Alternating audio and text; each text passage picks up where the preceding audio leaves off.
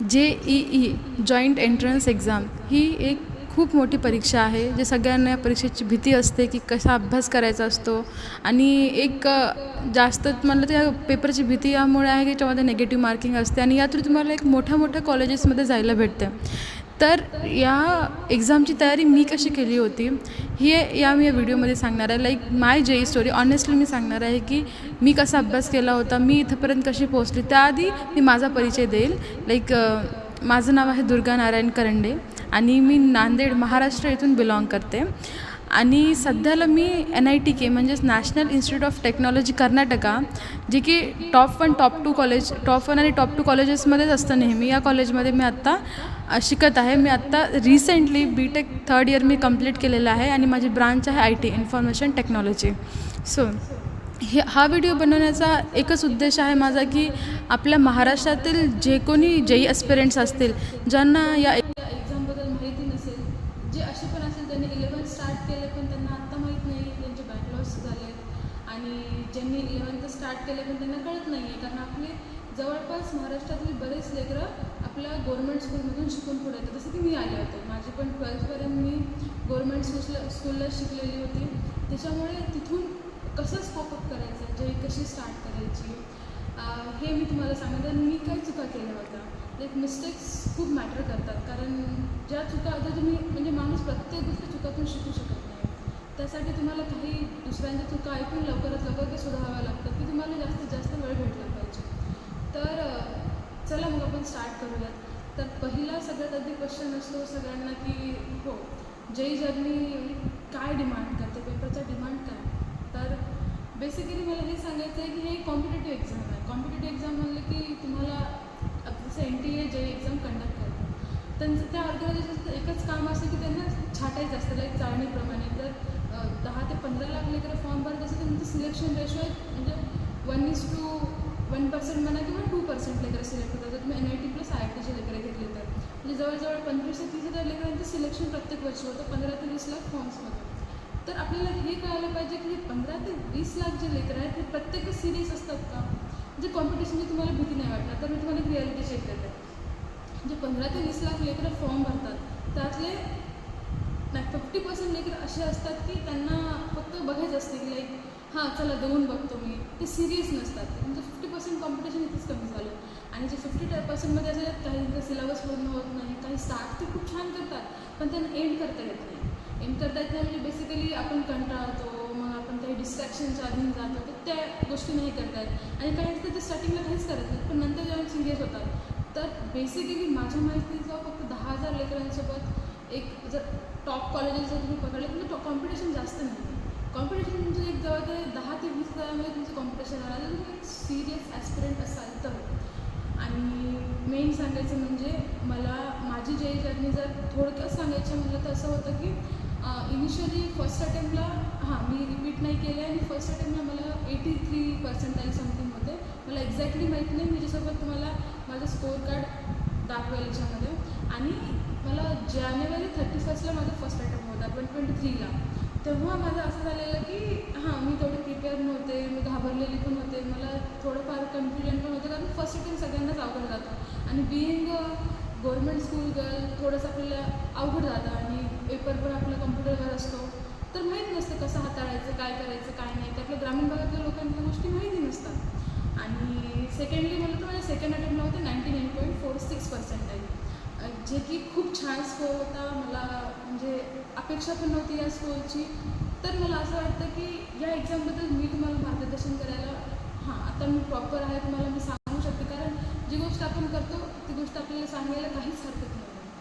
तर हे एक माझं जेन्युइन रिव्ह्यू आहे की तुम्हाला कळायला पाहिजे की एक्झामचं प्रिपरेशन एक्झाम आपण नसते. एक्झामच्या मागे तुमचं माइंडसेट काय आहे, तुम्ही काय माइंडसेटने अभ्यास करता ते खूप इम्पॉर्टंट आहे.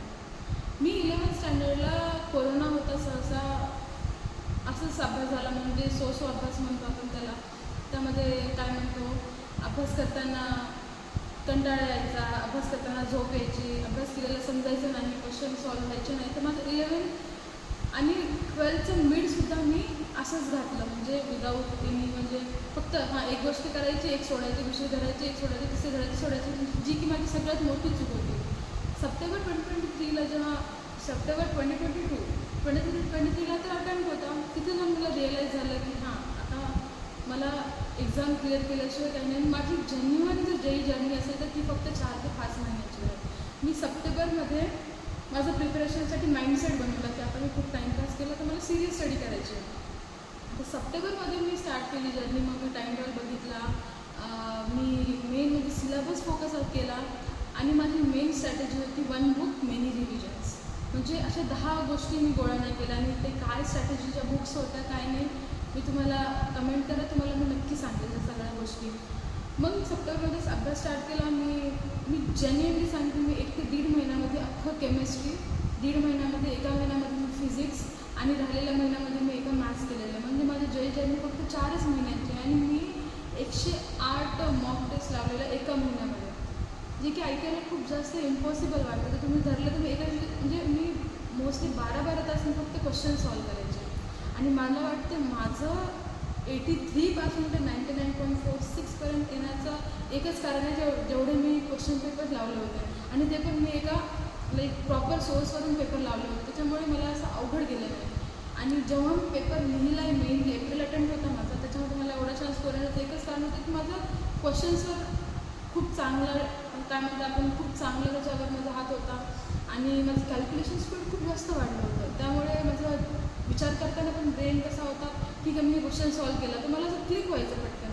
आणि असं काही नाही की हुशारच असायला पाहिजे काय नाही, तुम्ही जेवढी प्रॅक्टिस कराल तेवढं तुम्हाला जेई आउटपुट देणार आहे. तुमचं इनपुट फक्त ते हार्डवर्क मागतं आणि त्या हार्डवर्कसोबत तुमची क्वेश्चन प्रॅक्टिस मागतं. कारण तुम्ही समजून घ्या, पेपरची डिमांड हीच आहे की तुम्हाला MCQ टाईप क्वेश्चन्स आहेत. तुम्हाला पेपर सॉल्व करायला, एक क्वेश्चन सॉल्व करायला कमीत कमी 1च वेळ मिळतो. तर बेसिकली तर एका मिनटामध्ये तुम्हाला कॅल्क्युलेशन पण करायचं असतं, तुम्हाला सॉल्व पण करायचं असतं आणि ते क्वेश्चन तुम्हाला मार्क करायचं असतं. तर तुम्हाला कळायला पाहिजे की कोणत्या सब्जेक्टला किती टाईम द्यायला पाहिजे. तर मी स्टार्ट केलं इनिशियली. मग मी पहिले आणि माझं जानेवारीत कमी पर्सेंटाईल येण्याचं एकच कारण होतं की माझं जानेवारी अटेम्प्टपर्यंत मी फक्त केमिस्ट्री आणि फिजिक्स पूर्ण करू शकले होते आणि माझं मॅथ्स पेंडिंग होतं. त्याच्यामुळे मला फर्स्ट टाईमला कमी मार्क्स आले. आणि नंतर आपलं बोर्ड्स, जी सगळेच लेकरं सध्याला जेईच्या मागं सोडत आहेत.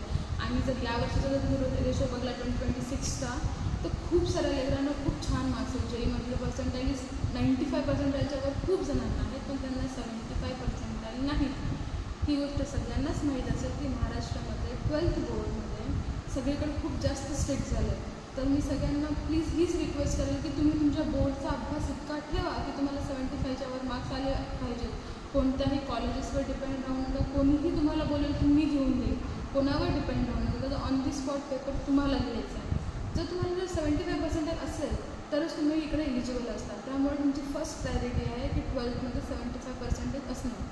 मग मी फेब्रुवारीमध्ये आले. फेब्रुवारीमध्ये मी बोर्डचा अभ्यास केला.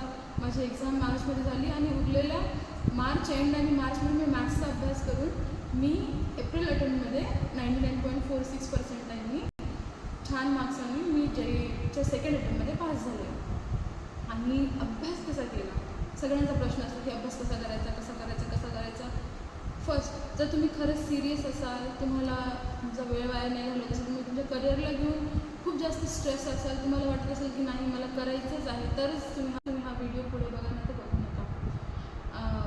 सगळेजण म्हणतात 8 तास झोप लागते, 6 तास झोप लागते, 7 तास झोप लागते.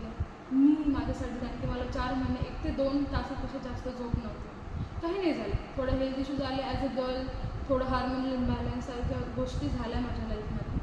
पण एक गोष्ट सांगायची म्हणजे जेव्हा माणसाची जिद्द मोठी असते ना, तेव्हा माणसाला भूक, तहान, झोप जे आपण म्हणतो ते खरंच लागत नाही. तर मी अशांसाठी सांगते की ज्यांना आता येऊन वाटते की म्हणजे 2 महिने झाले 11वी स्टार्ट करून, कोचिंग पण लावली आहे आणि आता मी 2 महिने बरबाद केले, माझा एक्झाम खराब होणार आहे. जर मी 4 महिन्यात एका गव्हर्मेंट स्कूलमधून येऊन करू शकते तर तुम्ही नक्कीच 2 महिने जरी तुमचे वेळ झाले तुम्ही नक्कीच करू शकता. तर मला फक्त एवढं सांगायचं आहे की जर्नी स्टार्ट करा आणि सिरियसली स्टार्ट करा. आणि पेपरचा डिमांड मी तुम्हाला सांगितलंच आहे, तर अभ्यास कसा करायचा ह्या गोष्टीबद्दल ही पण एक सविस्तर बाब आहे. त्याच्याबद्दल पण मला एक दुसरा व्हिडिओ तुमच्यासाठी बनवावा लागेल आणि मी बनवेल. तर आत्ता फक्त एवढंच आहे की हां, माझी जेई जर्नी अशी होती आणि खूप प्रॉब्लेम्स आले. असं समजू नका की खूप स्मूथ असते. 10 वेळेस वाटतं माणसाला की मी सोडून देऊ, क्वेश्चन सॉल्व होत नाही, एका क्वेश्चनच्या मागे आपण खूप वेळ स्पेंड करतो.